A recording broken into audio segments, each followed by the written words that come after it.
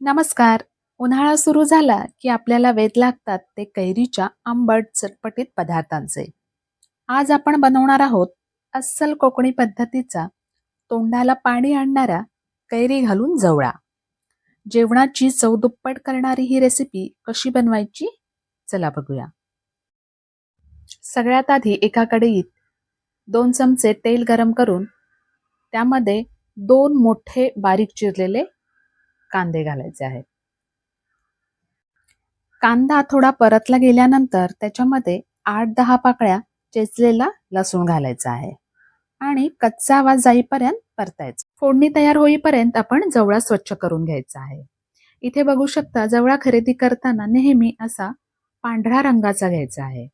लालसर जो असतो तो खूप जुना आणि तेवढा चविष्ट नसतो. आता हा जवळा 2 ते 3 पाण्याने स्वच्छ धुवून त्यातलं पाणी काढून घेतलेलं आहे. इथे बघू शकता कांदा छान परतला गेला आहे. आता त्यामध्ये थोडा कढीपत्ता घालायचा आहे आणि आपले घरचे काही मसाले घालायचे आहेत.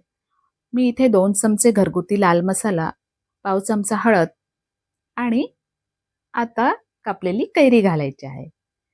व्यवस्थित परतून घ्यायचं आहे आणि त्यानंतर आपण स्वच्छ धुतलेला जवळा ॲड करायचा आहे. जवळा घातल्यानंतर ह्याला लगेचच व्यवस्थित परतून घ्यायचं आहे आणि जर तुम्हाला हे मिश्रण ड्राय वाटत असेल तर थोडंसं पाणी घालायचं आहे. पाणी घातल्यामुळे मसाले व्यवस्थित एकजीव होतील आणि कैरीही व्यवस्थित शिजली जाईल. व्यवस्थित मिक्स करून घेतल्यानंतर झाकण लावून 5 ते 7 मिनिटासाठी शिजू द्यायचं आहे. 6 मिनिटांनी बघू शकता छान वाफ आलेली आहे आणि जवळा व्यवस्थित शिजला गेलेला आहे. आपण यामध्ये जी कैरी घातलेली तीही छान मऊ झालेली आहे आणि शिजली गेलेली आहे. आता यामध्ये तुम्ही तुमच्या चवीप्रमाणे थोडं मीठ ॲड करू शकता. ऑलरेडी जवळ्यामध्ये मीठ असतं त्यामुळे मीठ घालताना थोडं जपून घालायचं आहे.